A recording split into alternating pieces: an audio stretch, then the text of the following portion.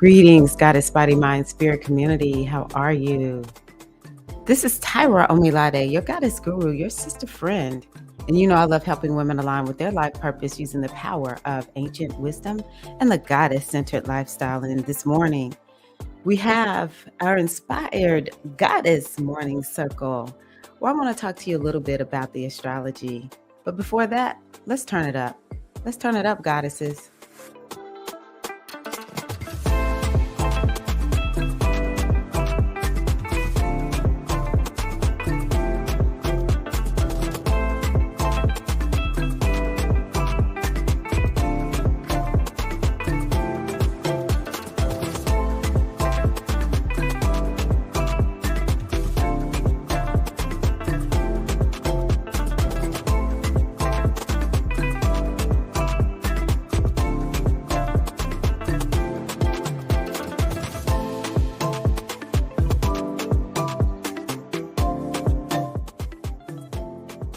Good morning. Good morning. How are you all? Yes, I am what I call just moving forward messy, because I'm telling you, oh my gosh, this is one of the busiest weeks that I've had, or busiest spells I've had in a very long time. But I could not be here this morning. Who's here already? Hello to the goddess, Paulette. Buenos dias.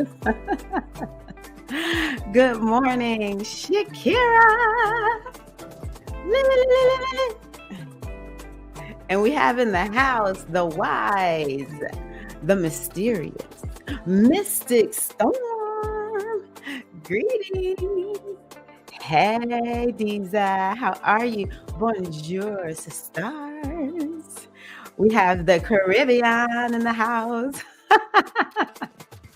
So good to see you all. Yes, we got to get our dance on. Hey, hey, hey. Music and dance makes life feel so good. So yes, thank you. Also just honoring the hashtag replay sisters. Thank y'all for being here, because oh my goodness. I love it when I see y'all commenting. Yes, I love it when I see the hashtag replay sisters here. So just welcome to you all. Also, once you actually are here watching, I always feel so good when I come here. So let's talk a little bit about the astrology. I am not fully organized today. So I said, well, I haven't come on and talked about the astrology. So that's what I'm getting ready to do. Let me just turn this music off. And let's see here. Is there anything else I'm going to do? Yeah, we're going to definitely talk about that. I do need you all to help a sister out. We about to do the old time church prayer request. I got a prayer request I need from the sisters. Let me just send this out in my community. Hold on one second. Like I said, you do not have to be perfect when you have when you're working on whatever you want to work on. Maybe it's a business. Let me see here. I am live. Maybe it's a business. Maybe it's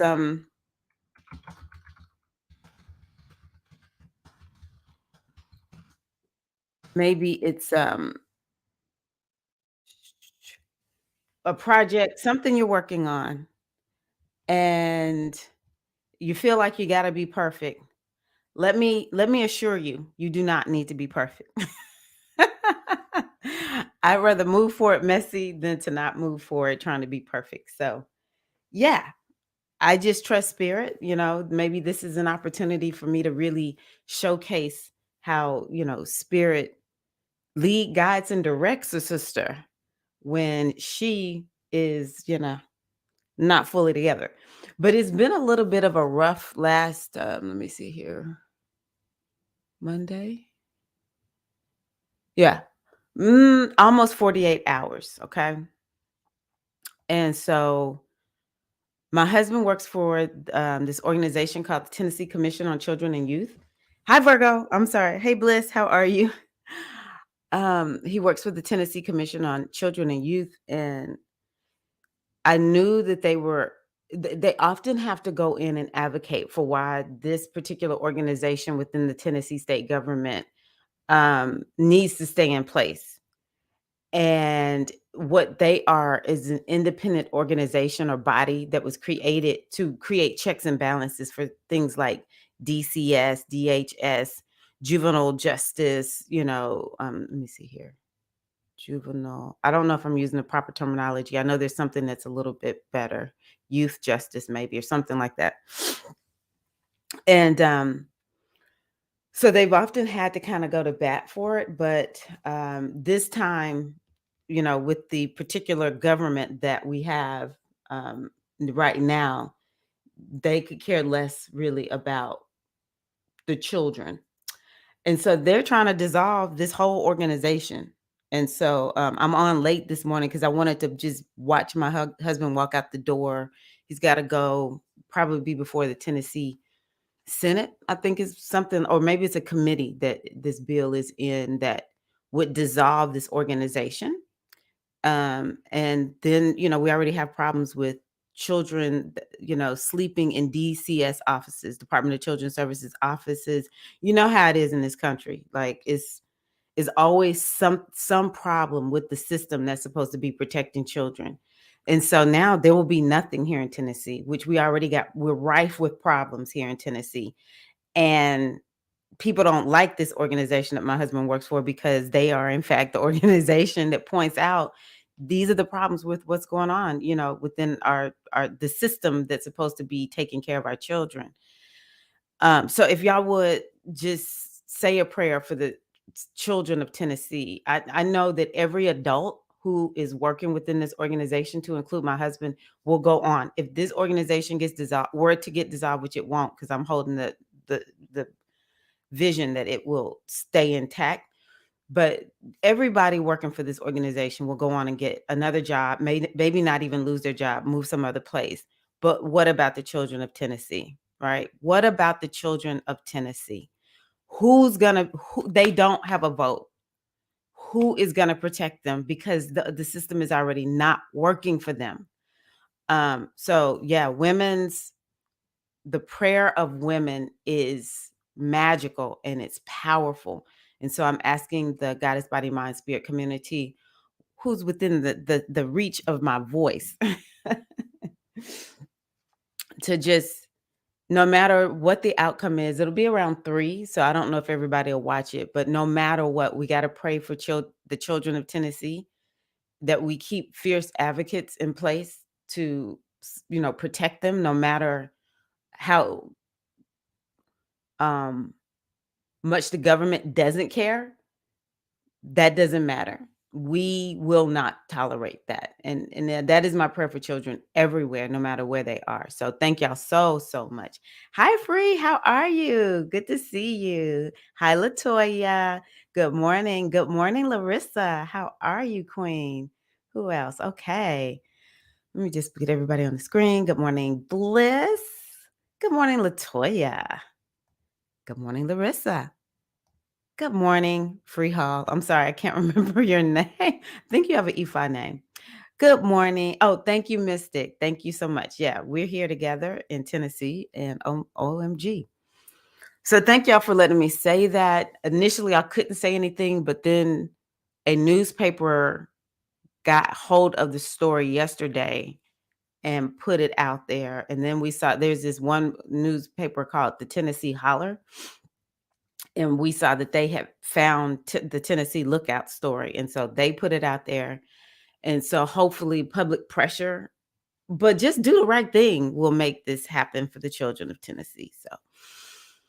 So, okay. So, yes, what I want to talk about is the astrology. Let me pull this up. It's madness that state governments are doing all this heartless and ugliness, keeping you, your husband, and the organization in my thoughts. We really appreciate you, Larissa.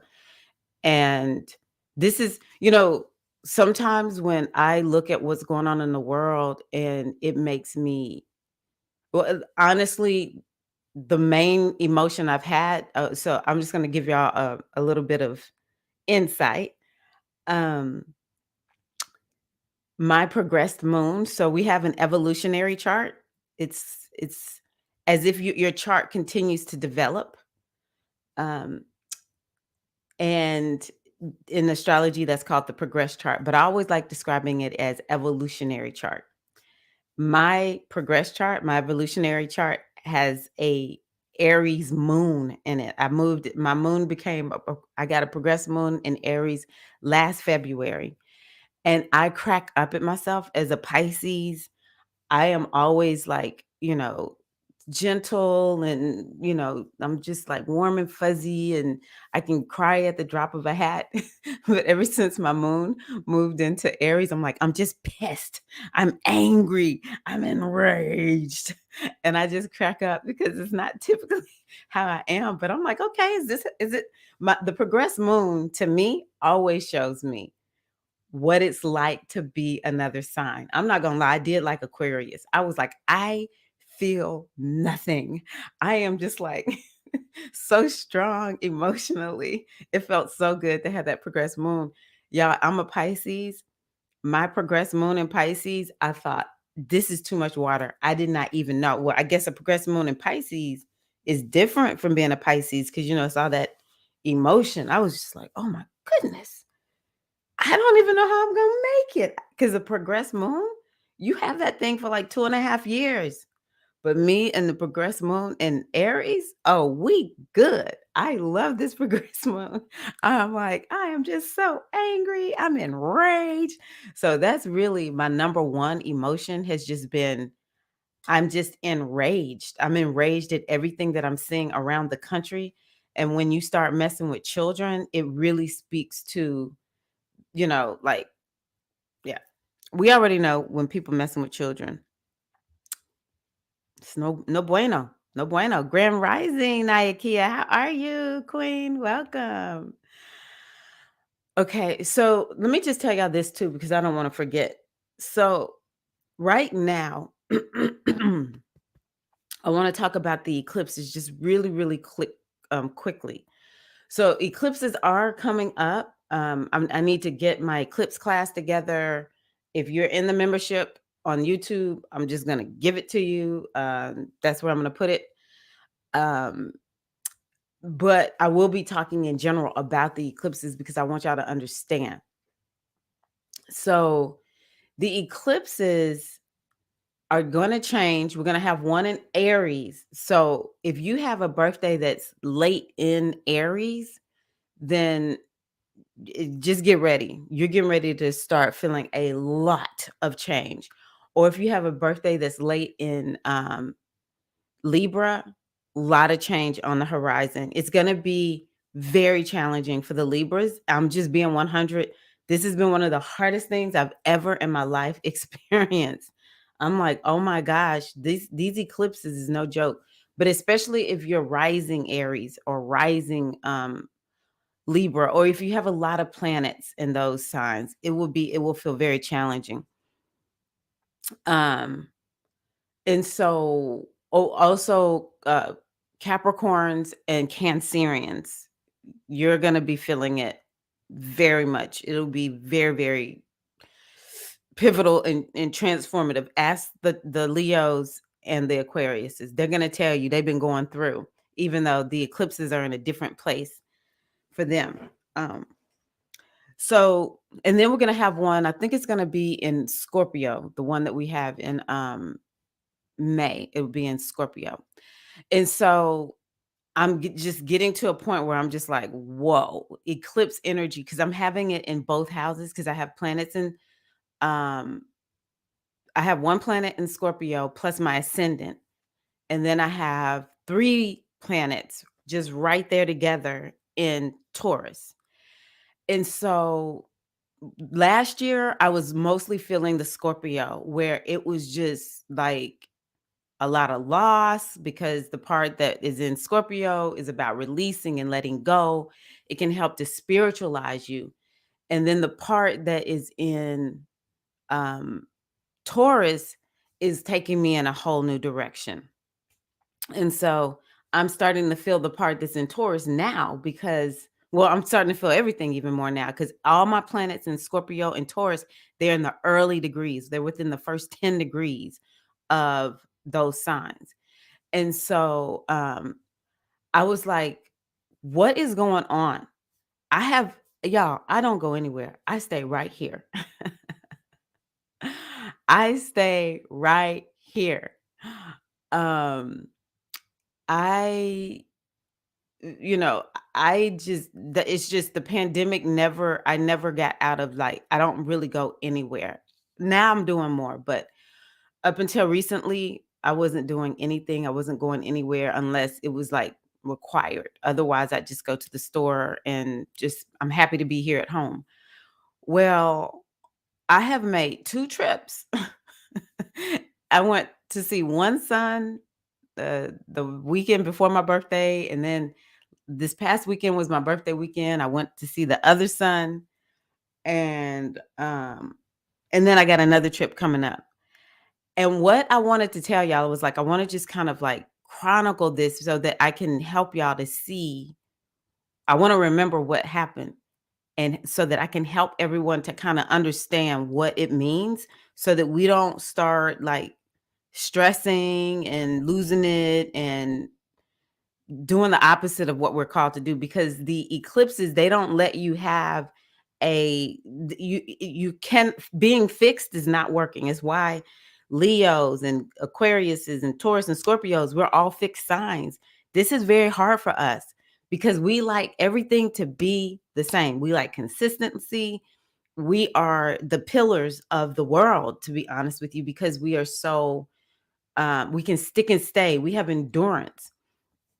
And so the eclipses, you can't have fixity. It is such osa, the Odu osa, which says you cannot maintain fixity. That is the eclipses. And so what ended up happening, let me see if I can pull my chart up real quick. What ended up happening is the eclipses activating my Saturn because I've already had my moon activated, but the eclipse is activating my Saturn. It rules the house that has to do with short trips. And so that's I'm like, "Oh my gosh, that's all I'm doing right now." And I'm a Taurus, like I don't like making a whole bunch of trips. I get so disheveled and if I'm going to go someplace, I prefer to go and just stay there for a minute so I can get settled in, get myself on a routine. But it's not happening that way. I really feel like life is tossing me around and you know, uh, 2 of the trips were kinda, like, last minute, and, let me pull this up. Oh, wait a minute. Hold on.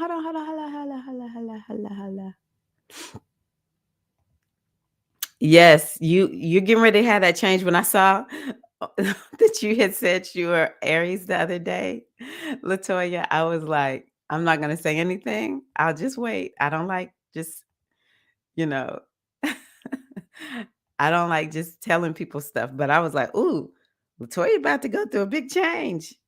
But the part that's for Aries, you'll kinda like it. If you're an Aries, you'll kinda like the eclipses because it creates so much movement. Oh my gosh. Hello, Ocean Kimmy. Welcome, welcome. Welcome, Jasmine. Glad you are here. Look, Ocean Kimmy got everybody speaking. She is the community ambassador. No, there was no notification. There was no notification. Well, there may have been once I went live, but I didn't post it early. Oh, don't forget, we have what are you sipping? I'm sipping water today. I have my get out the vote mug because I'm all about activism right now with my husband's organization for these babies. Mm, okay. Let me pull up my chart real quick and show y'all something.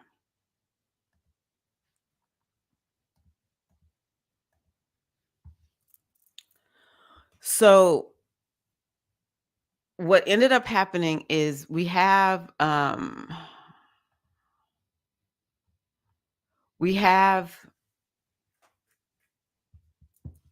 the eclipse. This is the eclipse. Let me see if y'all can see that. Let me make it a bit bigger. So this little thing right here is the eclipse. This is the part of the eclipse that you go in a new direction, okay? And this is the part of the eclipse where You purge, you release, you let go. Hey, Veronica. Hey, Queen. How are you? This is the part of the eclipse that you purge and let go. And let's see here. The the nodes are at 4. Okay. So you can see my Saturn is at 5 and my Jupiter is at 5 in 5 degrees. And so those are activated. This is why the planets are so important. It doesn't matter that I don't have anything right here in Capricorn. When Saturn, because Saturn rules Capricorn, when Saturn gets activated, it will activate this third house. Because sometimes people are like, well, I don't have any planets in this place or that place. It doesn't matter. If the planet that rules this house gets activated, this house will get activated. And so if I didn't know me, I would say, oh, you're probably going to make some short term, some lot of short trips. And that's exactly what's happening. I'm getting ready to be on my 3rd week of making a short trip. 3rd weekend in a row. This is unheard of for me. And all I said was, the ruler of my house that has to do with short distance travel is activated. And so I just have to take some deep breaths and breathe. Because typically, as the Taurus that I am, you can see I am tried and true Taurus. I have 3 planets there. I am like, I want to cancel it all. Well, I couldn't cancel the first 2 because that was to go see my handsome sons. And then this one has been on the books for a year. So, it just so happened the ones where I went and met with my sons, they were last minute. But that's what the eclipse does. This part of the eclipse, this is what I was telling you, Latoya. Aries will kind of like this because it's like quick, fast, in a hurry, go, go, go, go, go. But it just like throws you in there, and it's just like, oh my gosh, you just gotta kind of like, it's like you have to like get used to being in flux and in flow. You have to be real comfortable with feeling ungrounded. So that's something that Aries is gonna like. Aries is already kind of like that, but some of the Aries will be like, this is a lot. This is a little bit too much ungrounding once these eclipses start moving in. See, the eclipse is going to move here at the end of the sign. Okay. So if you are within like I'm just going to say the last 10 days of Aries and Libra, you're going to start feeling these eclipses. Now, the part of the eclipse that's over here in Scorpio on my Jupiter, it is, man, it is really creating a lot with me regarding my body and how I see myself, because the first house is about how you see yourself and those kinds of things. And let me see here. What else I want to tell y'all about this? Is activating this house. And it's pretty much because it's at 4 degrees. So it's going to be active. Oh, Mars. I go with the ancient rulers. Mars rules my 1st house, and Mars rules my 6th house. So with these this part of the eclipse was like, go in a new direction, go in a new direction. My life is going in a whole new direction. And another thing that I'll tell y'all is this house right here, it has to do with partners, especially ones that you have a very like extensive contract with, i.e. husband, wives, spouses, that kind of thing. And so this is letting me know my husband is headed in a new direction. There's something going on with my spouse. And like clockwork, he and it was like all of a sudden, like we knew something. We kind of knew that it could be a last minute hustle and shuffle that was going to happen. And it is exactly what happened. He just came in on Monday, like they trying to dissolve us. And, he all of a sudden like had to like pivot on the things that he was going to do, because he's got to go there. And they've had to just be talking to all these people to save this organization. And he's both a Saturn. It's like literally married exactly what's in my chart. My husband is an Aquarius rising, and Aquarius is ruled by Saturn, and he's a Scorpio, which is ruled by Mars. I literally married what is in my chart. But this is me also. Mars is me because my rising sign is Scorpio. So I'm changing. And it really is very true that I'm headed in a whole new direction. I don't feel like even the same person.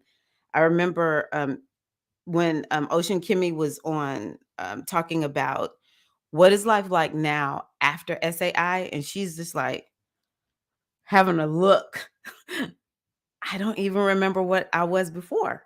You change so much, and that's largely how I feel.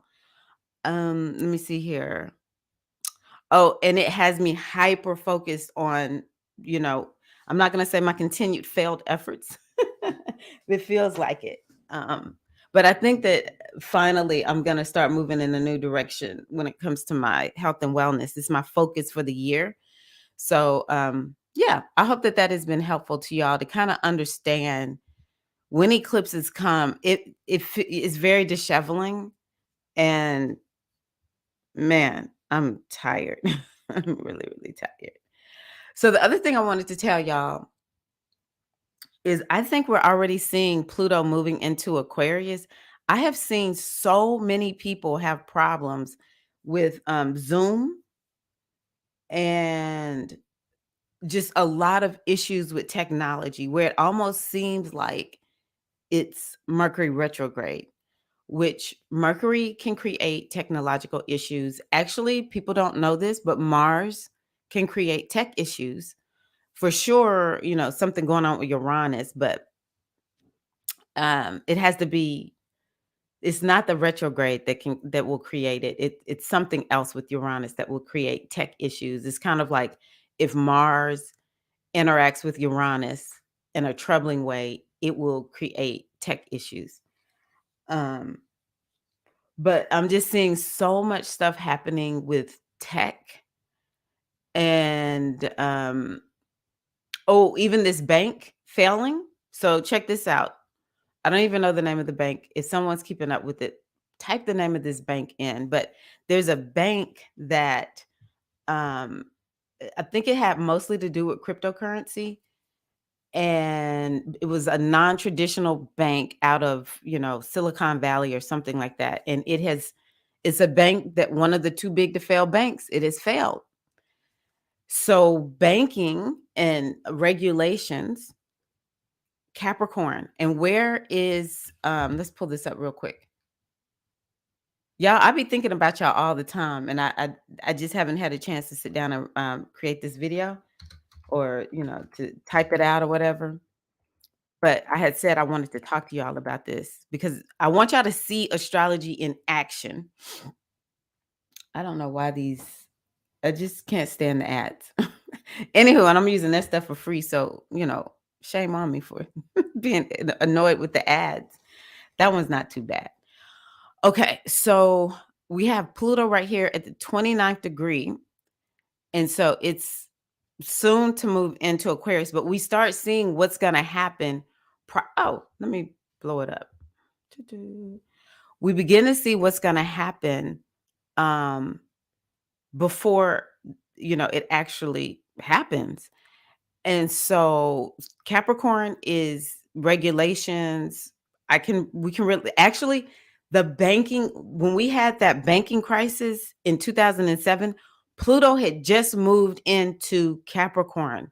That is what kicked all of that out. And so as Pluto is leaving Capricorn, we see another bank, a too big to fail bank. It is now going under. And I think it's so fascinating that this is a bank that had a lot to do with crypto and something kind of like new agey. It wasn't super traditional. And so Pluto is like at the 29th degree. Whenever something's at the 29th degree, it has a little bit of the sign that it's in and a little bit of the sign that it's going into. And it's kind of sort of like taking off the clothes of the sign that it's in so it can put on the new clothes of the new sign. And it's just confused. It's just like, it's chaotic, you know? And so that's an indication, as I see it also, of Pluto moving into Aquarius. We're sort of seeing some of the things that will be coming up. Now, it's going to go back into Capricorn. Let me see here. maybe around June. I think it's only going to be yeah, it's not going to be there long in Aquarius, and it'll come back into Capricorn, and it's kind of showing us things that are it's going to come back and grab up some of the topics that it's highlighting right now. It's going to start working it's about transformation. And so I guess, even with my husband, Pluto is about power. Capricorn is government. And this is, something that is happening actually, with what I was telling y'all about my husband's organization. I hadn't even made that connection until right now. Let me see if I can think of anything else, but I'm going to check y'all's comments first. Let's see here. I just need to make sure I didn't forget anybody. Veronica, hello, Queen. Oh, okay, Jasmine, you too. I know you're already gone though. Eileen covered it. Hi, Courtney. Good morning. Glad you're here. Okay, good one. Here we go. Very good one. City of Oakland has had their website hacked for weeks. Very good one. Pluto in Aquarius. We got City of Oakland government hacked, which is Pluto going into Aquarius. Excellent. That's it. There we go. The Silicon Valley Bank. So this is really interesting. This is very, very interesting. And let's see here. Saturn coming into Pisces. For me, as somebody who is a Pisces, I am telling y'all, it has been such a reality check type of time. It's just like, oh my gosh, get real, Tyra. And I noticed as soon as it came in, I started looking at my life like, man, I need to get this together. And it's stuff that's just been here, knowing I need to get it done, hadn't gotten it done. Like, I need to get this done and I need to get that done. And I don't know why I'm not doing this and then. That's kind of how Saturn comes into the sign. Like, what has been done and what hasn't been done and who's going to do this and why didn't this get done? When mama would come home or grandma or somebody would come in the house and be like, I told y'all to do this. But this Pluto one right here, I think is creating, such a big stink. Such a big stink. Okay. So it's interesting because I've heard people talking about the astrology for this week, and I was like, what's going on? Well, let's see what's going on. So we're at the 15th now, but we're still feeling this Mars squared Neptune. Mars squared Neptune, that one right there concerns me. Now, I don't really know what people been experiencing, but that one can create a lot of what's the word I want to use? Like scams. It's very, very scammy. Um it can create brain fog, which is, oh my gosh, it might even disrupt people's sleep.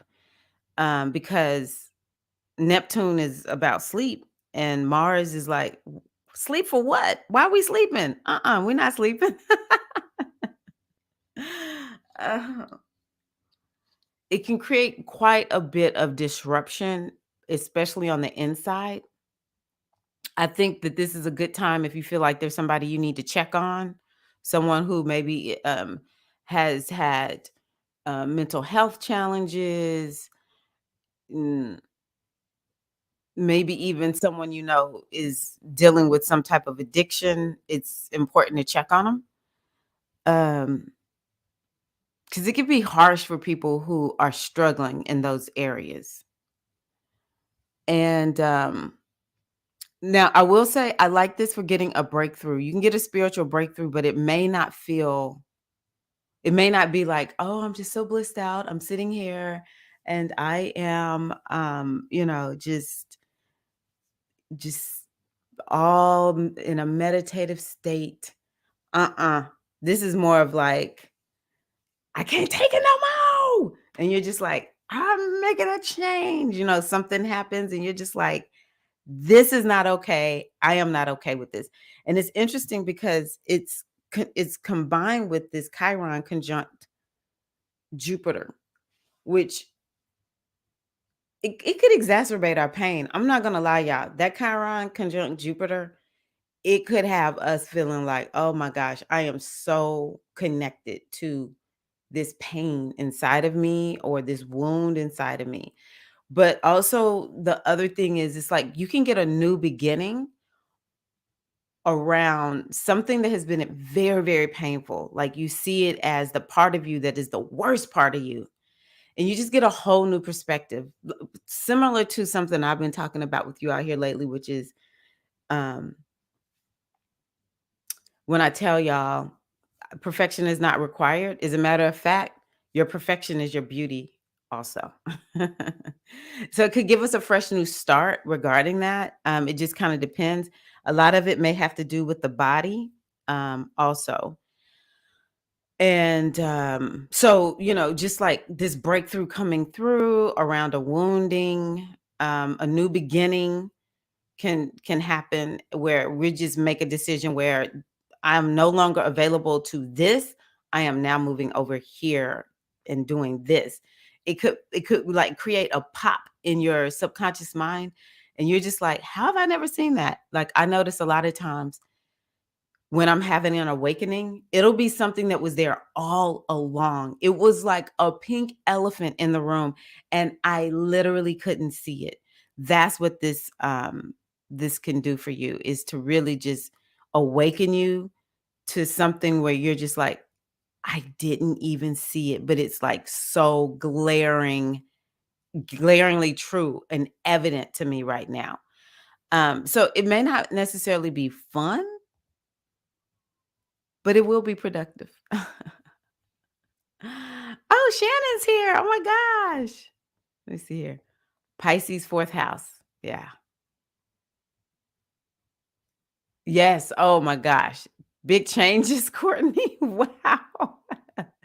Hi, Shannon. Glad you are here. Everyone, welcome Shannon. She's new. She's not new to me, but I don't think I've seen Shannon on my live stream before. Speaking of scammers and technology, I caught my first student. Wow. I had asked my son, I wonder what the teachers are going to do. The professors, what are they going to do? How do you even know that? Because I was like, AI is pretty good.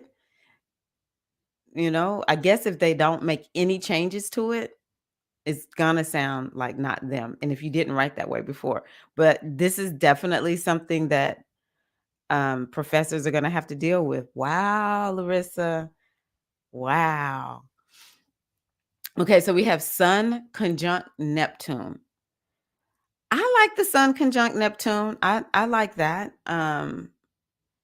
It definitely can bring it's definitely an awakening type of energy, but also the Sun is this natural genius and Neptune is this energy of the divine. It's just like just being immersed in the divine. And so we could be feeling yesterday, today, and tomorrow this energy of you're just so connected to the infinite intelligence of the universe. And it's interesting for those of y'all who haven't been on the whole live stream. My husband is having to fight to keep the organization that he works for in place because the government of Tennessee is trying to dissolve it. And if it dissolves it, then children of Tennessee will have no one to have checks and balances to keep them safe, especially when they're in the system. Like, if they are part of Child Protective Services or within the youth justice system or something like that. So um, he was like, you know what? I don't know what's going to happen. And I'm just trusting God. I just know whatever, it's like surrender is probably a good word. There may just be something that you've surrendered yourself to. And you just have this deep trust. Everything's going to be okay. That's what the Sun conjunct Neptune might feel like. And then Mercury being there, you could feel like you're feeling renewed in your mind. You could feel like your intuition may feel very high. You could just be getting major downloads. So I just want to encourage you all. Everyone has an inner goddess. Okay. Everyone has an inner guide. In the Ifa tradition, it is called the Ori. Most people know this as the higher self. In the Hindu tradition, it would be called Ganesha. There's many, many ways of talking about this part of ourselves, and it is a part of you, and it is here specifically to help you. And so I took this one class on it's like using non-traditional methodologies for business.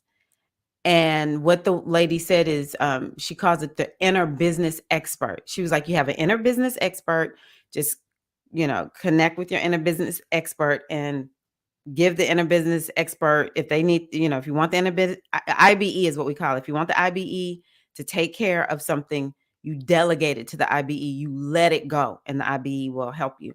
And that's pretty much how I live my life at this point. Cause I'm like, oh, we're not going to just do this for business. We're doing this for everything. But I know for a fact it's my Ori. That's the word I typically use is my Ori. And so, um, I want to encourage you all to use your inner business expert, your inner, goddess, that inner voice within you. We play it down way too much. But as divine feminine beings, that's who we are.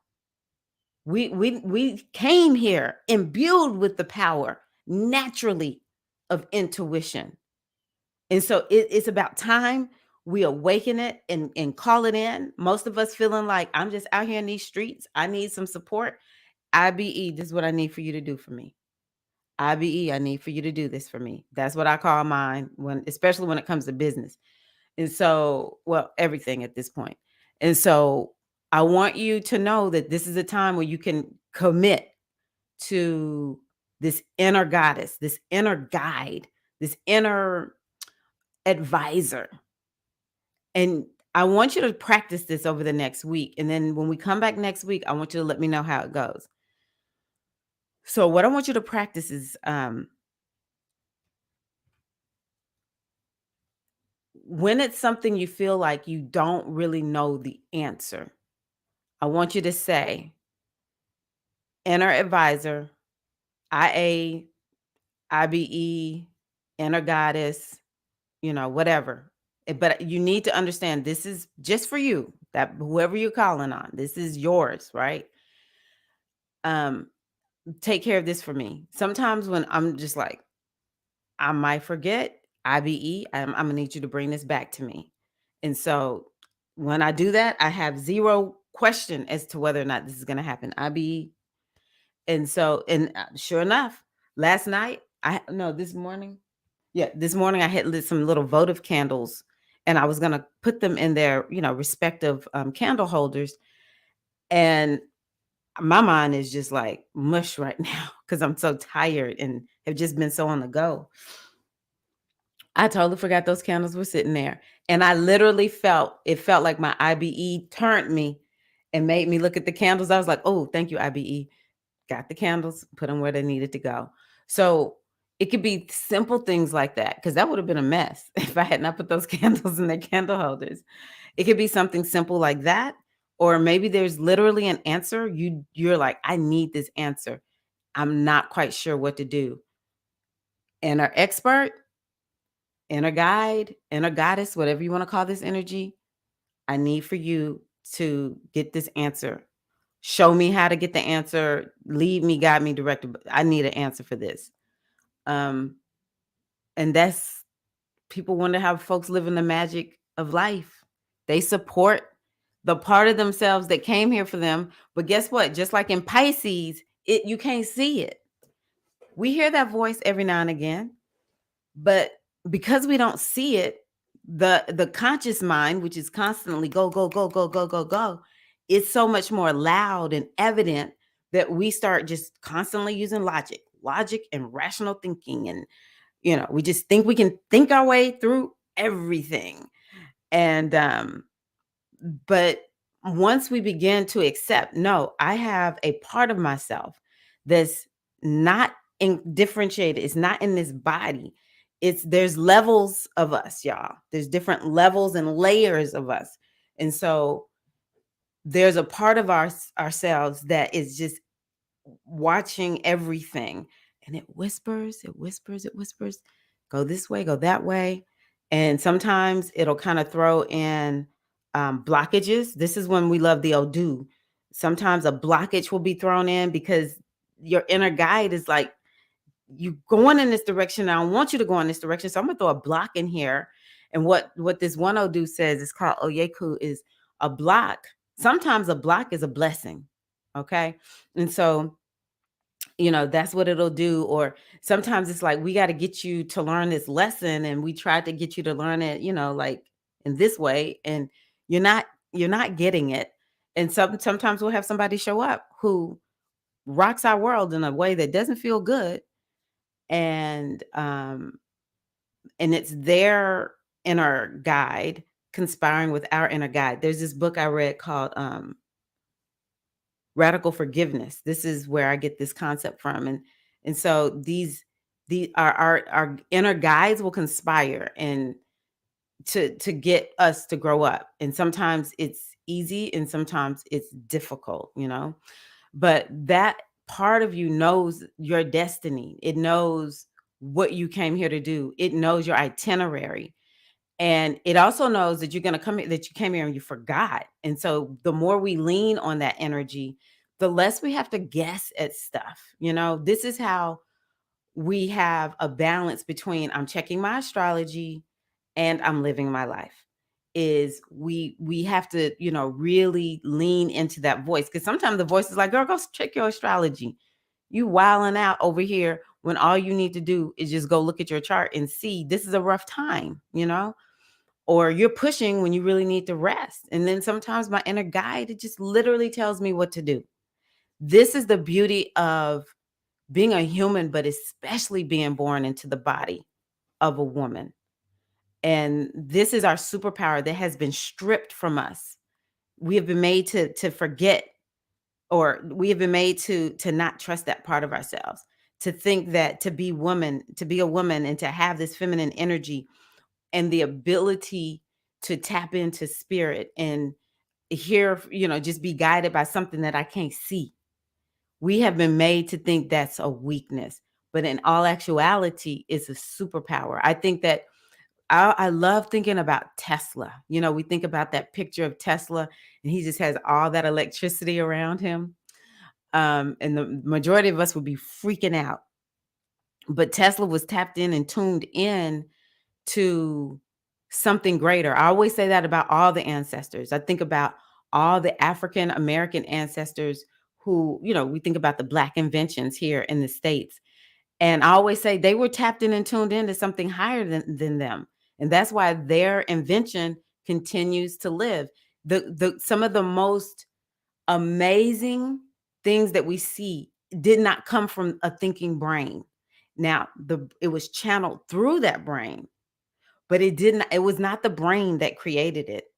It was being tapped into something, that energy, and you grab it and then you bring it down into the material reality.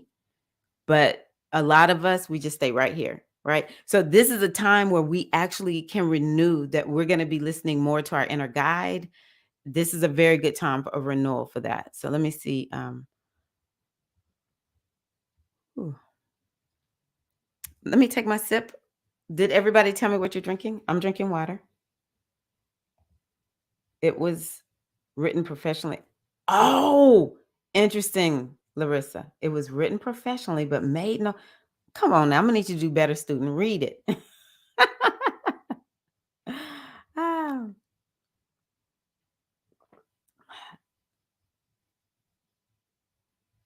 yes, Diza. Yeah, the professor is agreeing. mm. Asheo, every time a woman prays, man, that's powerful. Thank you. I appreciate you, Courtney. Anything relying on research or logic is going to be mishandled by AI writing tech as it stands now. I believe that. Hi, Empress T. That is the word I have been receiving for like a week now. Surrender. Oh, we totally in surrender energy right now, Empress T. Totally. Yes. Anytime somebody has Cancerian energy, okay, just get ready. Moon and Cap. Ooh, okay. That's cool. Mm, I love that, Empress T. Let your Ori be your guide. And I would love to know who's doing this. Who is doing that? I've been feeling the wheel starting to move in my life recently. Yay! Yay, Disa. Yay. Glad to hear that. It's scary AF, so I have to keep reminding myself. Yes. Oh, that's right, because you said you're Aries. Let me tell you something, Disa. You're gonna have to be scary and do it anyway. Because the eclipses, if you're an Aries, you're gonna be taken out your comfort zone. You cannot stay in your comfort zone when the eclipses are in your signs. It's not possible. I don't know, if I put it this way, anyone who tries to resist, it will make it so much more hard, so much more difficult. So you have to just go with knees knocking and sweaty armpits. Now, the one thing I'm going to say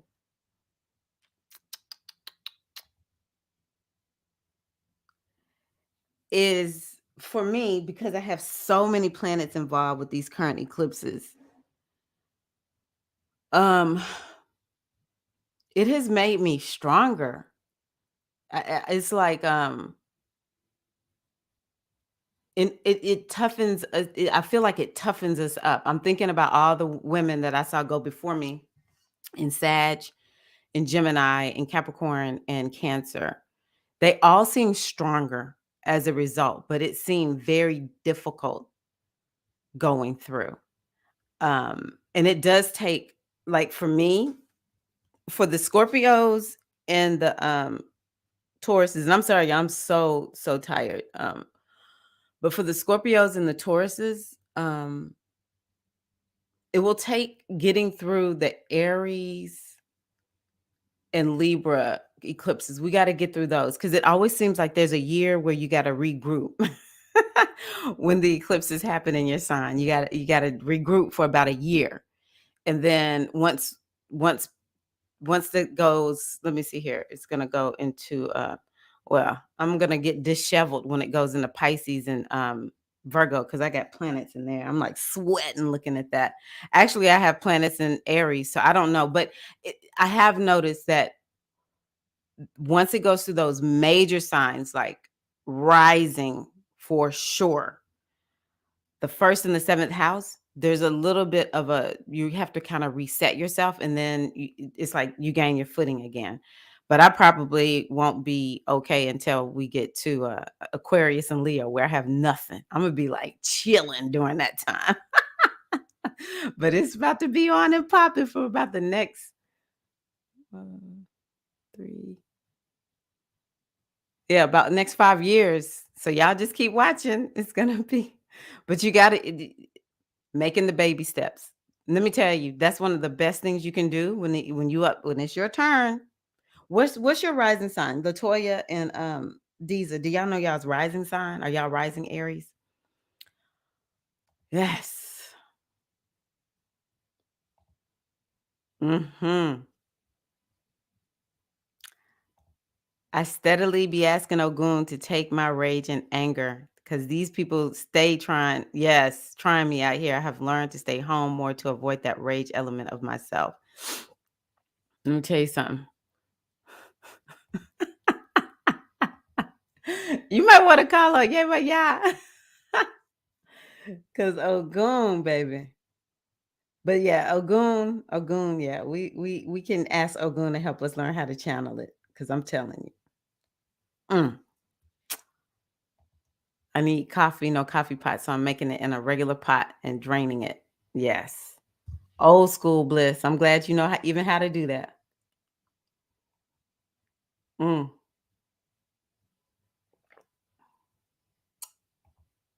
mm. Yeah, you're a Virgo. What's your birthday? Just give me the date. You don't even have to give me the year. Just give me the day because Neptune has been really difficult on Virgos. But it all depends on where this is happening. Um, I know you're a rising Virgo, but I don't know the numbers of your your degrees. Actually, it seems I'd be a Taurus, although I've been raised thinking I was an Aries.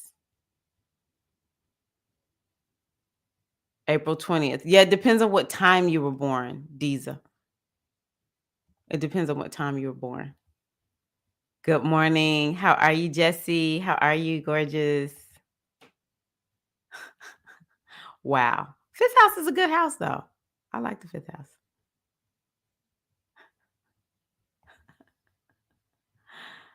Ah, well, you know what? You're good, Jesse, because we've just kind of been talking. Oh, Leo is your rising. Okay.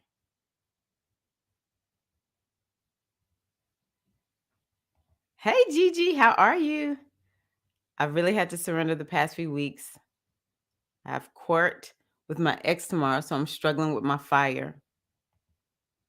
Let's look and see what is it looking like for court. I know Capricorn is in. I mean, the moon is in Capricorn. Let me just look at this chart right here. Okay. Well, you got a lot going on in Aries. What's your sign? Okay, 9-6. Let me look at this. 9-6. 9-6 is not. That should not be getting hit up by Neptune. Yeah, that's still pretty early. Neptune hit you up a while ago. Let me see, is there anything else that could be for Virgos? Let me see here. Virgos. The Virgos haven't been rocked too much, but I don't know where your nodes are. I'm going to look at your chart shortly. If you want me to, I can pull it up here, and I won't. If you want me to, Bliss, we can use you as a what do you call it? Case study. Do you want me to use you as a case study? Been in hermit mode, but feeling a lot better now. Good. Oh, okay. Let me focus. Okay, so now I'm gonna tell you something, Gigi. What's your okay?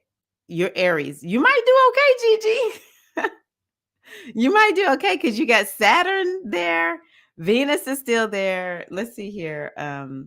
So y'all get to see kind of how astrology works. Tomorrow, Venus. Oh, okay, Gigi.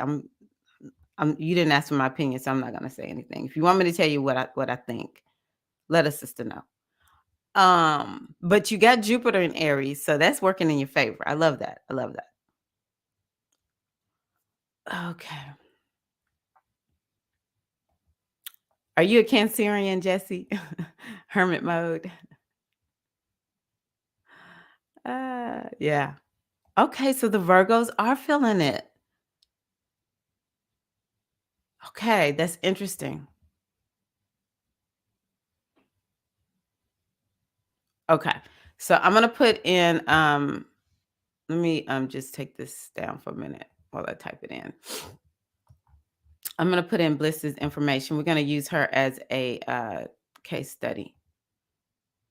And I'm doing this, y'all, because Bliss has had a very rough time. Okay. And so she's letting us look at her chart, and I'm doing this for Bliss because Bliss really needs to support right now. Because typically I don't look at people's charts. What's your year, Bliss? What year? Typically I don't, look at people's charts at no charge, and I just say that because I'm not gonna be able to look at everybody's chart. 7:30. Yeah, what year? Let's see here. I'm being so loud. I'm sorry, y'all. Let's see here. Around 7:30. Where were you born, Bliss? What country? I mean, not country. What city and state? Oh, I think you're Milwaukee. I think she's Milwaukee. No, she's something in Minnesota. Let me go down. So Jesse is a Taurus. Oh, well, that's what it is. That's what it is. You're a Taurus. We going through. I'm a Taurus moon too. We going through, Jesse. Okay, 19, and then oh, that's it. St. Paul. There we go.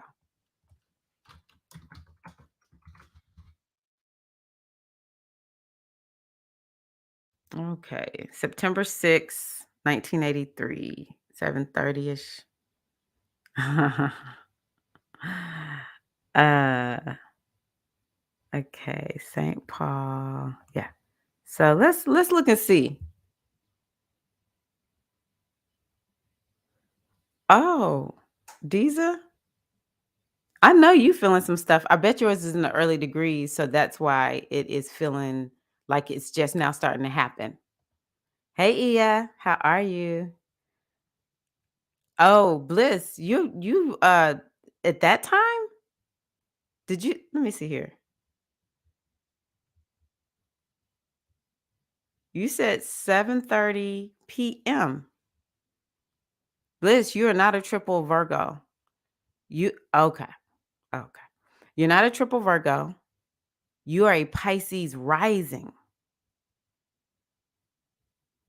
and you have 3 planets in Virgo, which of course your moon and your sun are there. You're born at a new moon. Oh, dang. Let me put it. Your Pisces rising. I will say this Mercury is getting hit up a little bit. And I'm gonna tell you something about your Mercury. It is on the 29th degree. And y'all know I always say the 29th degree, it can create a very karmic experience for people because it's kind of like you were already born in with some unfinished business. And for sure, it's something with home and family, and it's something with relationships. So, and it's something ancestral, I think, also, which you know we all kind of know. I don't try to like look at. Let me see. Why does this look like that? Oh, yeah. I don't know why this thing looks lopsided, but anywho, um, that is definitely something I would focus on, and I'm trying to see what could be activating the Mercury. You know what? Okay. Okay. This is why it's so good if you know your time of birth. It is very, very helpful because Bliss, you remember I can't remember when you moved, but when you moved, it was when the eclipses were in, or it all started around the time that the eclipses were in Gemini and Sag, which is pivotal for anybody who is Virgo and Pisces. Okay. So this is part of that dishevelment that I mentioned can happen when the eclipses are happening. It's in your modality. So for if you are a okay, I have to look at the thing because my mind is not totally on right now. If you're Aries, Cancer, Libra, and Capricorn, your modality is cardinal. You will start, you will get things going, you will start things. Okay.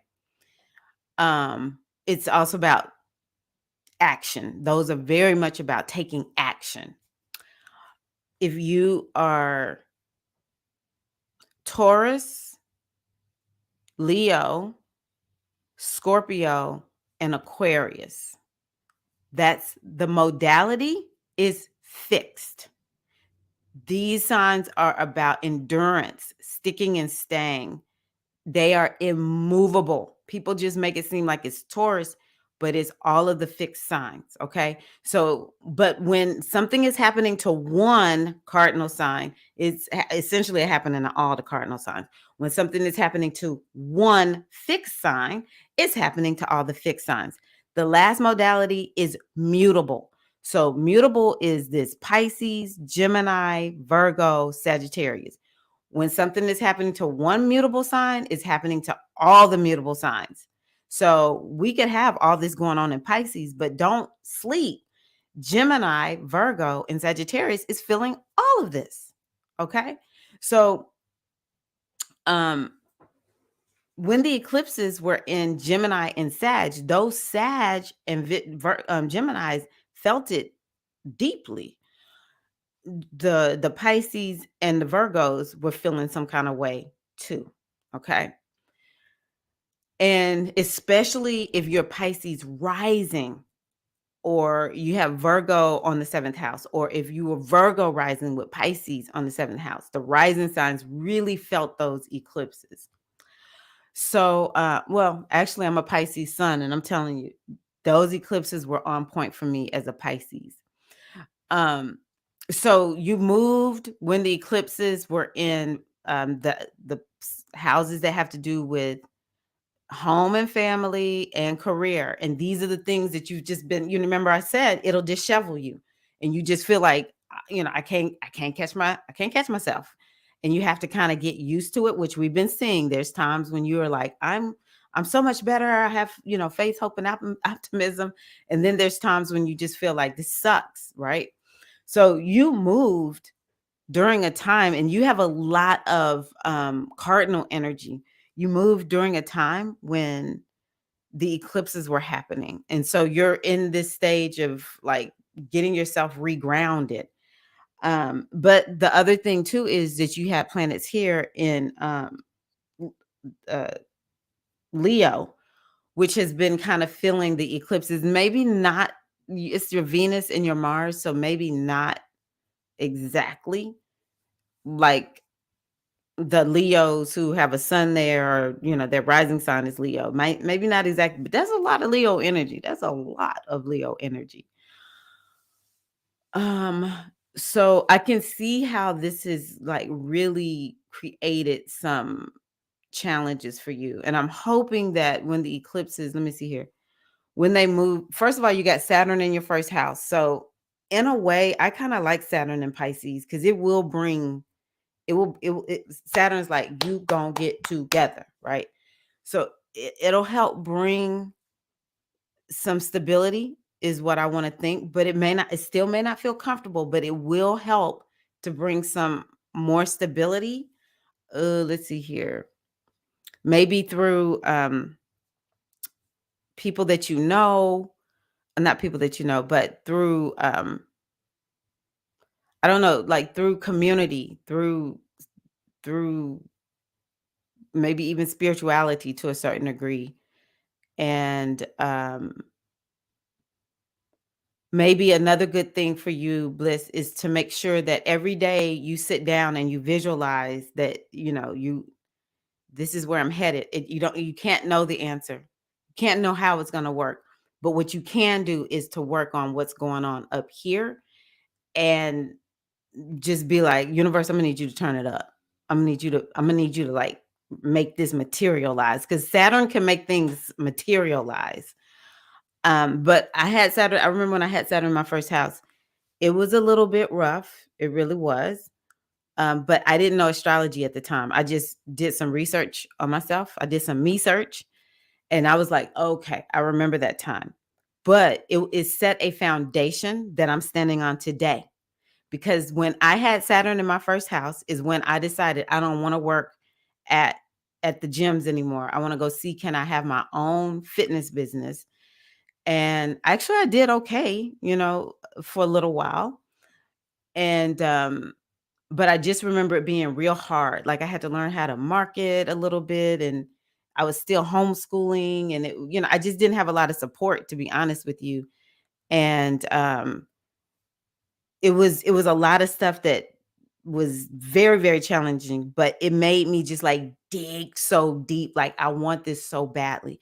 And so because I flew out of the nest, so to speak, the, fitness nest, and just went and started doing things on my own, the more like when the pandemic happened, that's when it really paid off, because I had been doing little like incremental. And that's the thing about Saturn. It's like you have to take tried and true incremental steps to get to where you want to go. So that's for all of us. Wherever Saturn is in Pisces for you, you'll have to take small incremental steps, step by step by step by step, because there's no other way to get around it. Saturn is not, there's no shortcuts with Saturn, right? So Because of that, when the pandemic happened, when I found out that it was coming, we were shutting down, I was like, I'm ready. I sat down, typed up a few little, created some graphics, and I didn't even know what I was doing with graphics at that point. But I said, I don't care.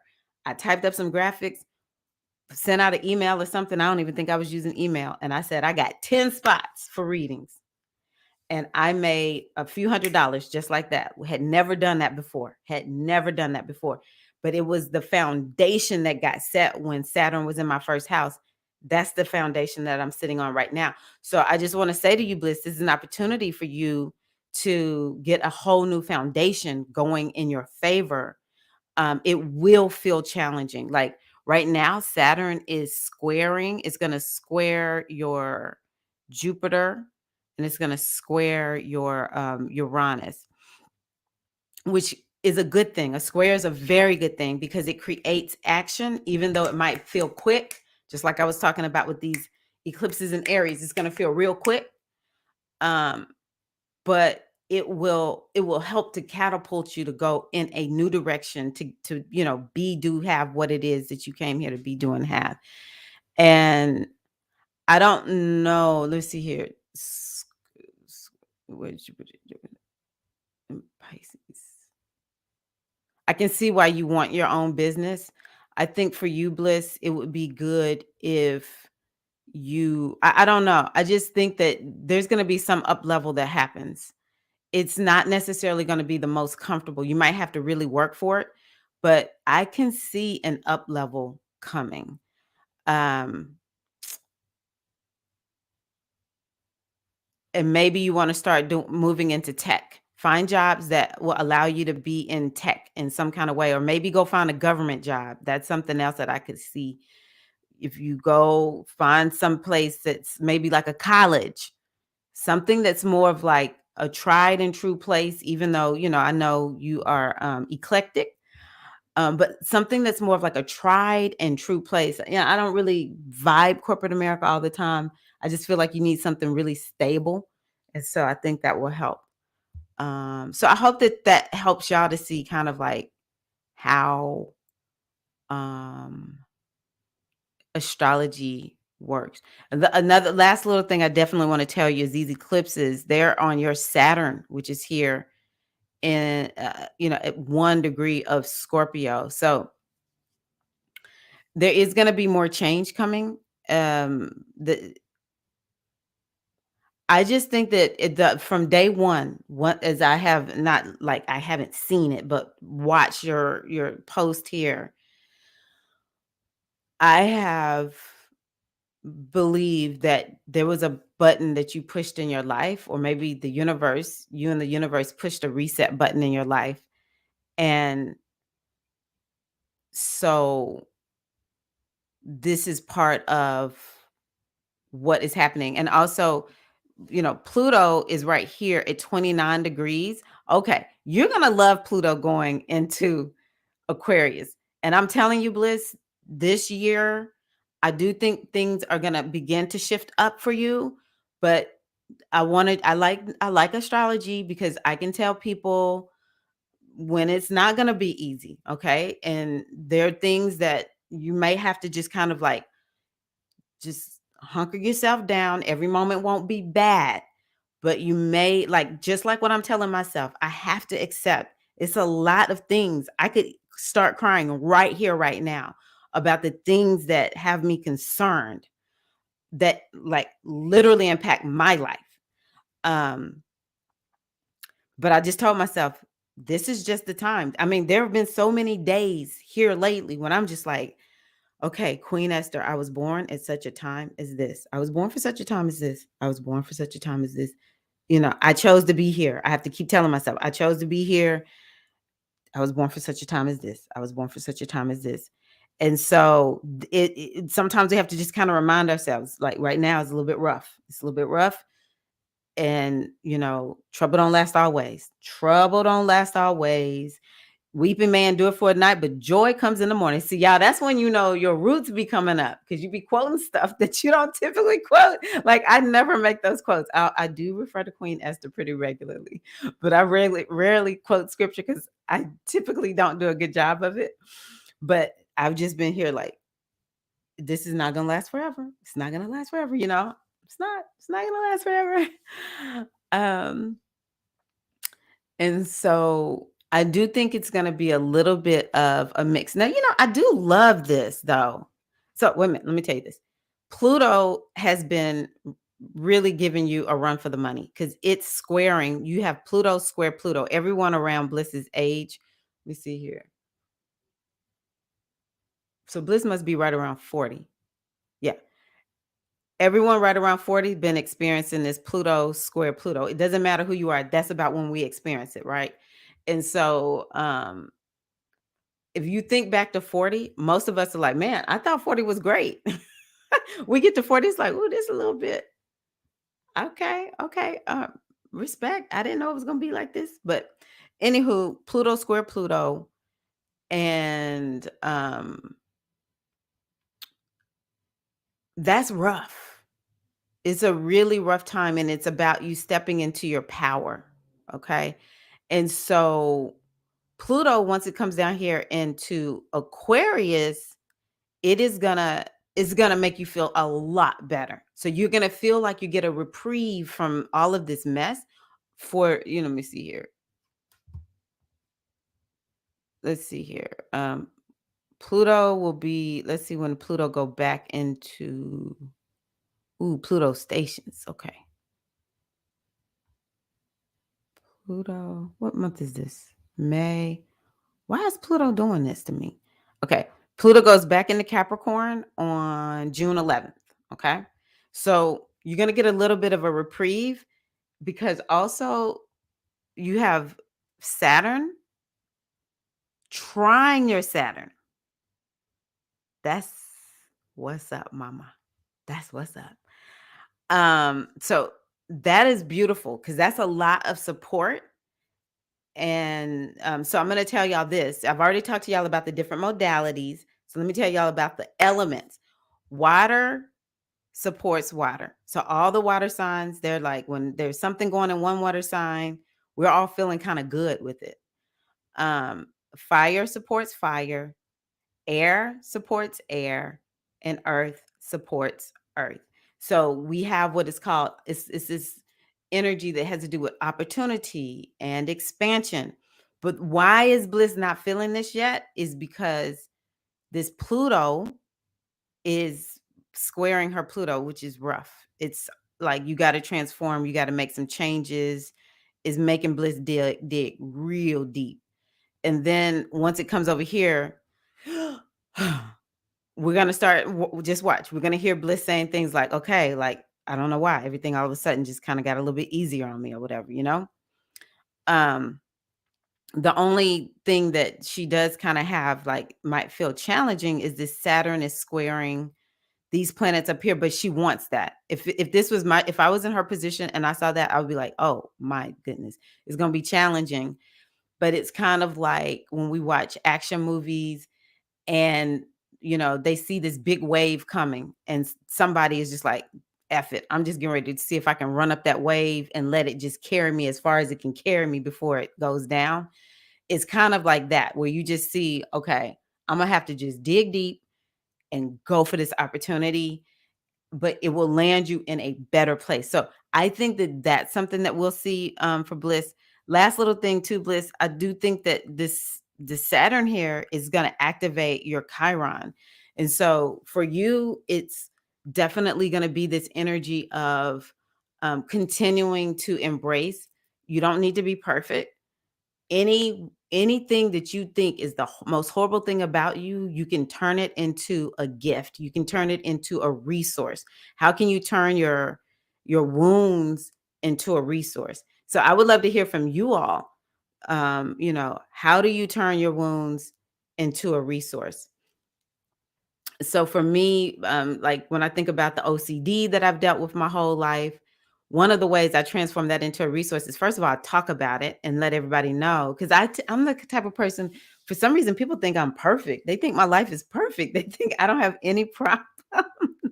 And I'm like, what? What human is that? Right?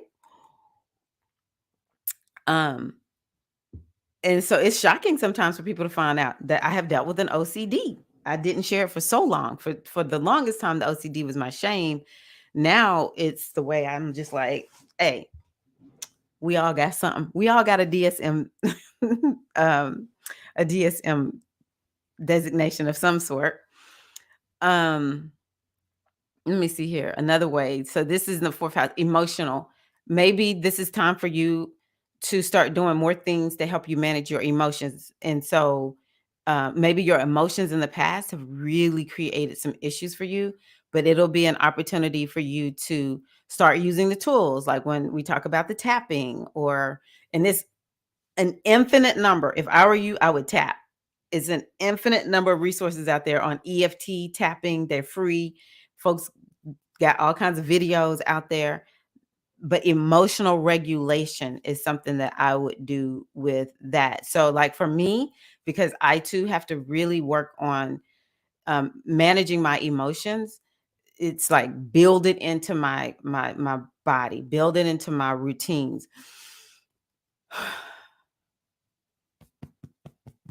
Because it's like I've already seen what my emotions do, and they do not help me. They make me do things that typically undermine me. I'm not even lashing out at other people. I'm not taking my emotions out on anybody but me. And it's not working for me anymore. So that's just an example of from my life that I think will be helpful for you. But you've had some reset energy happen, Bliss. You've had some reset energy happen. Uh and it is gonna last for a little while longer because these eclipses are coming in on your Pluto. But once we get past, we'll have to get, I really do think you really need to just buckle down, knowing that the universe is working in your favor. This is definitely a time for you to just be like, universe, you're gonna have to turn it up and just know it's happening in your favor. But once we get deeper into 2024, you'll have a respite for a little while. And so, but I think this is still a year where you're gonna set your foundation and continue to move in a whole new direction. Okay, so Gigi is a Leo rising. And Eileen is correct. I love this. You got this though, Bliss. Things that come to go. Aww. Okay, Gigi. So I'm gonna tell you what I think. First of all, the fact that you're a Leo rising is um to a certain degree it's a blessing. Um because we have Jupiter here in Leo. And remember, fire supports fire. Leo, choo, choo, choo, choo. Leo, Aquarius. Okay. Um, it's interesting that we don't have anything in Aquarius. We had Saturn there, but it's gone. In a way, that might be good. That might work in your favor because Saturn can block stuff. And so now that Saturn is gone, because Aquarius is a sign that has to do with legal proceedings, and that's that's the sign for you for legal proceedings. So we don't have anything in Aquarius at the moment. So that could play in your favor. And then Saturn in the eighth house. You know what? I like Saturn in the eighth house if I'm thinking about going into a rough legal situation. I do like Saturn in the eighth house for that. So, um, yeah, it could just be sort of like something tried and true comes through in your favor. I don't know, your ex's information, so that kind of might. I mean, if his space placements are better than yours, but the fact that you are in a Leo rising and an Aries, you kind of got stuff working in your favor because you got Jupiter there.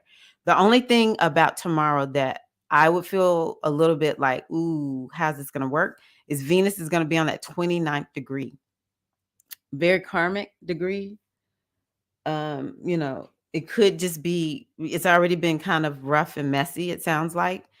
So I would go in maybe kind of expecting something unexpected to happen. Venus, yeah, I think it could be, it definitely will be something karmic, but whose favor it will play in, I'm not quite sure. If I were you, I might would make sure I did something for Oshun, Venus, maybe even tomorrow. Hey y'all, what are stones for Venus or Oshun? I want to say citrine. Let's see here. Maybe even take a red stone in there with you, a yellow or an orange. Maybe wear yellow a little bit, even if it's just something people can't see. Wear that yellow, and maybe wear some red. Uh, and then also talk to Jupiter and Venus, or talk to mm, I'm gonna say Obatala. If you're into the Ifa tradition, talk to Obatala and Oshun. Oh, no question, Ogun. And call on you, especially since you're Aries, call on Ogun and just be like, Ogun, I'm gonna need you to go up in here and fix this. All right. You already know what I deserve, and this is what we're here to do. That's how I work with the energy. Yeah, we really working this out today. We working that out today. Yeah, I'm able to show y'all some stuff. Okay, let's see here. Aquarius, Taurus. Okay, yes, I saw that.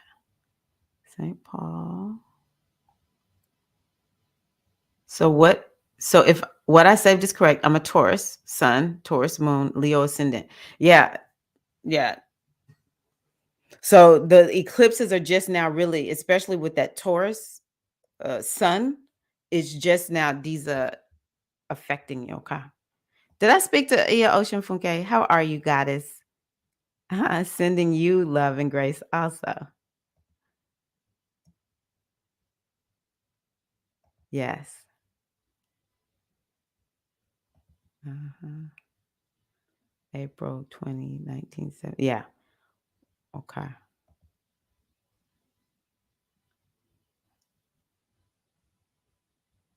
Okay. So Bliss, she moved August 9th. Yeah. And we were still, it was those eclipses, I think that the Gemini and the Sag eclipses did more than I thought they were going to do. I'm just like, oh my gosh. Yes. And yes. And Galveston, isn't that close to the water, Bliss? The fact that you are a Pisces and you're living near water, if I remember correctly. Yeah.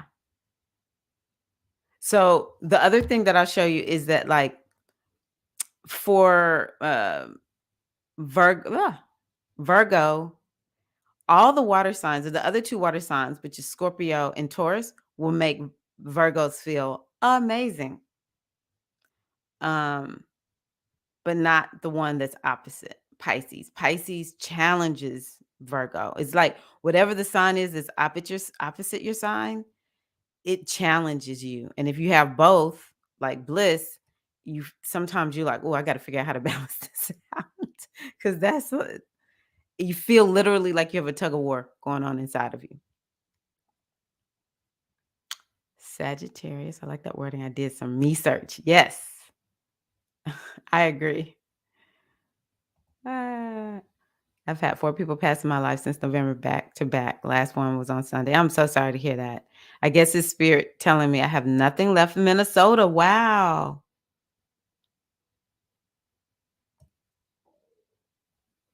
Okay. Shannon, it's cracking me up.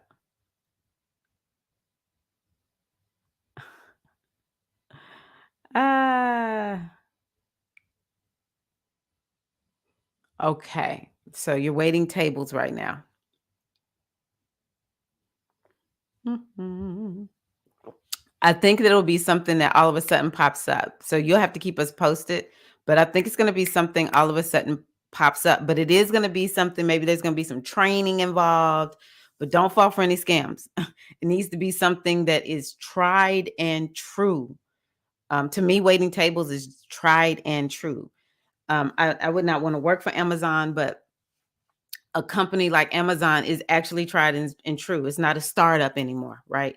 So it's something that is it's not a risk at all. You don't need to invest any money in it. But like I remember when I started out working at a bank, and so there was always this training period that we would go through, and you have to work certain hours so that you could go through the training, and maybe the training lasts 2 to 3 weeks, and then you get moved out to the floor and you're working out on the floor. You have maybe a different schedule, but it'll be something like that, Bliss. Yes, Jesse. Taurus is we getting hit up. uh, yes, you do have a lot of ancestral karmic debt in your chart. It's mhm. Yes. So, you have Saturn there working for you now. You're a Pisces. Pisces, one thing about Pisces, if you're a Pisces out there within the sound of my voice, sun, moon, or ascendant, one thing you have to remember is you have to lean on the divine. And that is something that Virgos struggle with. Virgo, you got all that Virgo energy. Virgo is like, no, I work, I work, I work. But the number one thing for Pisces to do, I was so happy when someone taught me this, was you just have to be like, God's got me. When we talked about surrendering, no, I'm not going to fight to stay afloat. God, you're going to help me stay afloat. That's how we're going to do it up in here. I know it sounds kind of uh, bad, but, or, people aren't used to hearing folks talk to God like that. But God is, God is just like energy, and is like, okay, what do you want? And so the more we are very firm and direct, this is what I want, then that's really what I'm trying to say. DSM 4 or 5. Good. Yoga is so good for you. Yoga is so good. Yes, Bliss. So, Diza, you're Leo rising. It's time to let them flow out. Yes, it's all for our good. Okay, here we go. Citrine. So this is for Gigi. I thought citrine. That was the first one that came to my mind. So if you have citrine, crystal, take that in with you. Amber, take in amber.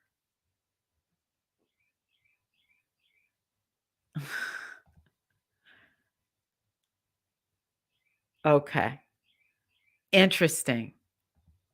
Oh, very good one. Carnelian. Thank y'all. Because I was like, I don't remember. Oh, that's right. That's why I was like, I want California to have the rain, but oh my goodness. I didn't want to say it, but I was like, we want to avoid the mudslides. Wow.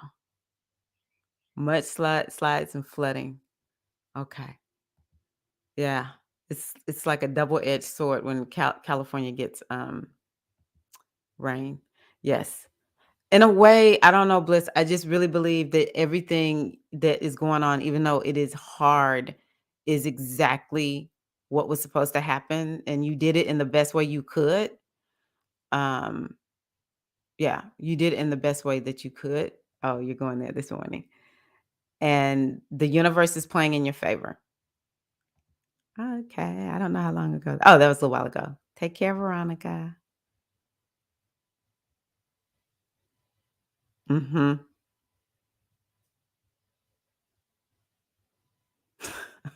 Your son. Ah, I love that.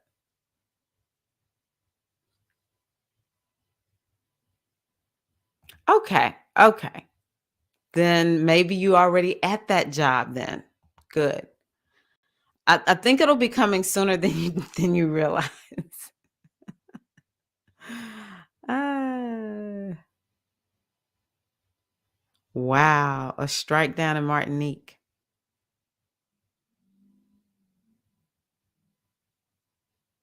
Oh, good one, Jesse. Red Jasper. So I think that would be a good one to take into GG. I think that'll be a real good one to take into. Ma'am, I did not mean to do that. Woo, we done had a whole astrology lesson and everything this morning. Okay, last little bit, last little bit. Mercury conjunct Neptune, new beginnings, but I already talked about that. That was when I said that it's important for us to connect with our inner advisor. I call it IBE. Sun square Mars, Venus square Pluto. Again, that's very activating. It will activate us.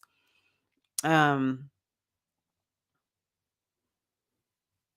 Definitely some topics around empowerment and taking action, maybe based on some genius something that comes through, and some of it is we've known to do it and we just didn't do it right. I just really think that this is a week where we'll be kind of like spiritually, I got to do something different, or in my subconscious mind, in my healing, I've got to do something different. Mercury's going to square Mars, so Mars is like, I'm here for it. Who wants to fight? This is a week of fighting, probably, just like my husband's fighting. Wow. Okay, so Sun conjunct Mercury, which happens pretty regularly all throughout the year, is going to be a renewal of our mind. That's how I'm going to say it. It's a renewing of our mind, a renewing of our lifestyle, because Mercury rules how we our day to day operations. Um, we might actually all start getting out walking more. Which is one of the most healthy things we can do. Venus sextile Saturn is going to be a beautiful, beautiful thing. Oh my God. Because Venus is going into Taurus. Oh my gosh. How did I look this over? Wait a minute. Hold on. Gigi. Gigi. Let's see what time Venus goes into Taurus. Hold on. Venus goes, okay. It'll be after your hearing. Venus will be in Taurus at 6:34 p.m. Eastern time on the 16th. But let me tell you something. That's a blessing. That is a blessing. Venus going into Taurus. Cha-ching. Cha-ching. Because Taurus is about money. Venus is about money. We all gonna want to be eating we want simple pleasures. Okay. We're not trying to be bling bling, but we definitely want it to be of quality and value. Okay. The only thing that let me tell y'all, this is so exciting. So Venus is going to come into Taurus. So Venus is ruling a part of this eclipse. And so Venus coming into Taurus means that this eclipse energy is about to get ramped up because the ruler of this part of the eclipse is here. So y'all, I want y'all to open your hands up and just be like, come to me, abundance and prosperity. Cash is just raining down on me. It's just raining on me. um let's look at Bliss's chart and see what this is going to look like for Bliss. Okay.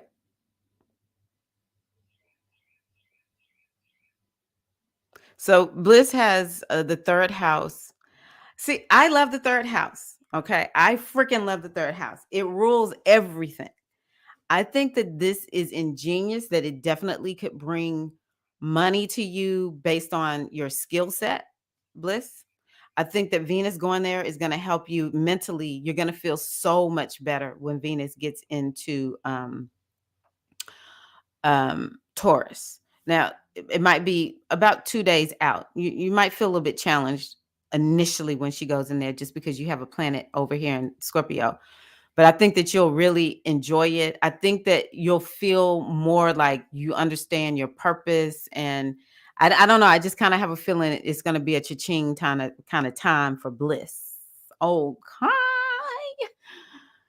So that's how that looks. when we hear things like that. So all the Pisces might be feeling like, I'm making more money.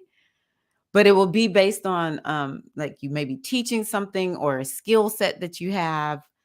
You know, I don't know how much you've waited tables before, but it might be you're the one that everybody is like, hey, is Bliss here? Because that's who I want to be my waitress for the evening. So yeah, Venus going into Taurus, it's gonna take us. It's really gonna help us to go. Like we'll see the benefit of this new direction. So somebody like Diza would just be like, all right, I'm gonna go on ahead and release and let go of this. You know, whatever emotions are blocking me, so that I can move more into my career. Because she's a Leo rising. Okay, let's see here. And then Venus sextile Saturn, which is beautiful. That makes us like, I'm good with working. I'm good with, we just feel more grounded. It's a very grounding transit. So if we feel kind of like, what's the word I'm using? Yeah. Ungrounded. My goodness, I need that. Oh my gosh. I so badly need that transit. So this is part of the reason why I do astrology like this. Because it helps me to force myself to sit down. Mercury sextile Pluto is an empowerment transit. I think we're just going to feel more empowered. Pluto, yeah. We're going to feel more empowered to make certain changes that we are feeling like we need to make. Or, yeah, that's how I'm going to say it. And then Mercury goes into Aries on the 19th. The sun goes into Aries on the 20th. Welcome, welcome, welcome. Woo! Yes, spring. Time for new beginnings here in the northern hemisphere. Sun sextile Pluto. So next week is going to be an empowering week. It's going to be energetic, but we'll be here for it. And but it's really this empowerment that's like there's a change and a transformation that I need to make, and I feel supported in making that change and transformation. So where do you need change and transformation? Open yourself up to receive support. New moon in Aries on the 21st. And probably what I'm going to do for that is just create, if you want the Through the Signs video that I put inside of my membership, I will just uh, make it so that if people want that, they can purchase it, because I'm coming back and I cannot do a new moon because I'm doing SAI. It's just a lot. And so one of the things I've been challenged with is overbooking myself, doing too much. Yes. Yeah.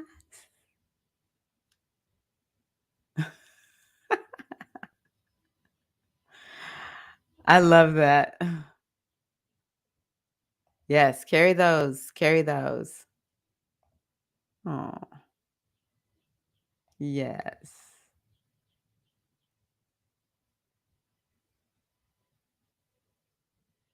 Yes. I think that will play in your favor. I think it will. Let's just see what happens after Venus goes into Taurus bliss. I think you're going to be like, I love it. Hey, Natasha, how are you? Welcome, Queen.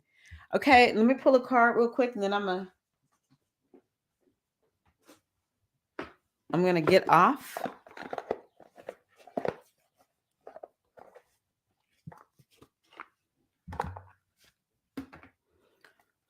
Whew, okay, so man, this was great. Ah, I feel this one. Ooh, I love that one. I pulled Lakshmi. She is the wheel of fortune. Lakshmi, she gives a boon of blessings. Very much good fortune. Very much good fortune energy.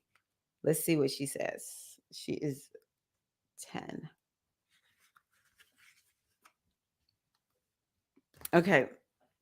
Lakshmi is the ever-present goddess of India, rising from the sea in a lotus flower.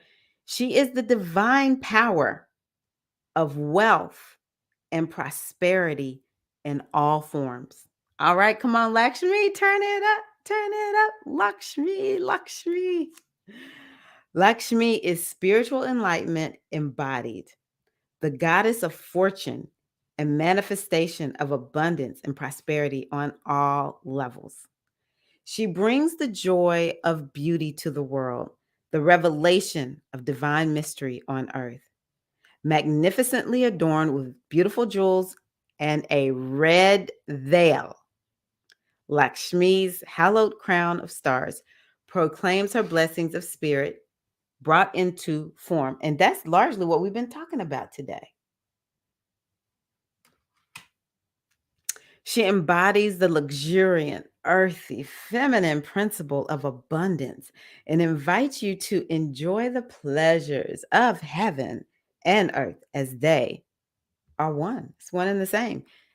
Taurus, Venus and Taurus, turn up, Venus and Taurus, turn up. Oh my gosh. Lakshmi's gifts often come when least expected. She showers her abundance on all living beings, asked for or not, when hoped for and when unexpected. Lakshmi's purity of consciousness and communion with the divine invite you to change your fortune by opening to the opportunities she brings. I honestly believe Bliss's chart was a message for us all. She shows you how to turn your life in a positive direction when you pay attention and align with her creative flow, where heaven and all its gifts come through into manifestation on earth. And I'm going to tell y'all something. Saturn in Pisces is not necessarily like the most fun. Saturn is never really fun. All right. Saturn is like, no, we're going to work. All right. But that kind of sounds, she's not Saturnian. She's more of like Jupiter. So she's more of this Jupiter down here in Aries. And maybe the sun and Mercury coming into Aries with Jupiter being there is also activating this Lakshmi principle. But you know how I keep saying Saturn can solidify things. It can take a miracle and make it come into material form. Saturn always makes something that's out there become something that is material. And then we got Venus down here in Taurus. So I honestly think that is several things that's happening in the astrology that can bring things into material manifestation. I was just trying to see, is there anything else? Okay, ladies. Hold on, put my glasses on. Let me see here. Yes, you're welcome. It's my honor. Let me give us just a little bit of. I like this one right here. Here.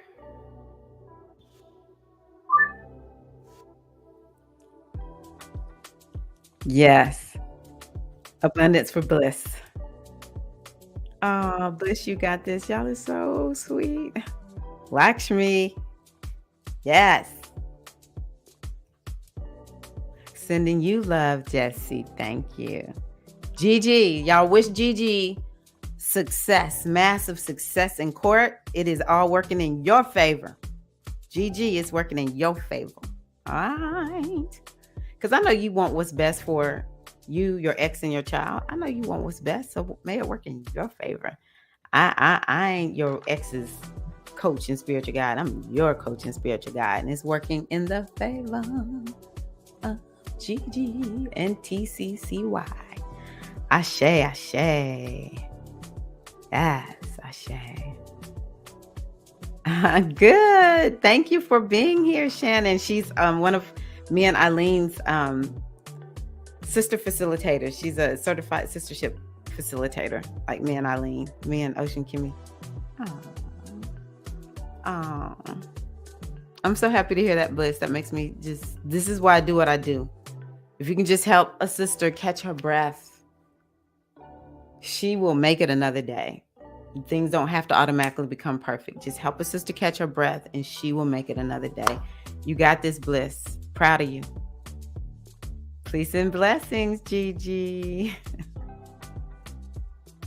I love the way you said that. Ocean Kimmy, road opener for you. Success, Gigi. Yes. Thank y'all for doing this. That's right. When the goddesses come together, it's just like I started out. There's certain things that have been placed upon us. And because we are living in this way, because in the past, part of the power of the divine feminine way was women being together. And to have us all fractured and not supporting one another, this is how we stay caught up in, these whirlwinds, and we feel like we're struggling. But when we support one another, when we cheer one another on, especially when we're doing it in a way where we have everyone's best interest at heart, only good will come. And that sister, she will succeed. So I'm just going to claim it for you, Gigi, that you're going to come back through saying, y'all, everything worked out exactly how I wanted it to work out. I just feel it. I know it. I don't have to see proof to believe it. I just feel it. And I love the way the sisters are cheering you on. So, thank you. Yes. Patriarchy is dying. Rise of the matriarchy. Yeah. And we all will say we love men. But it's time for the feminine to come back, baby. We thirsty over here. So we are here for it. So I love you all so much. Thank you for being here as always. You are amazing. And yeah, I'll keep y'all posted on my trip. Love you all so much. Wishing you all the best. Blessings, peace, prosperity, abundance of all things good and divine be upon you and yours now and always. Peace.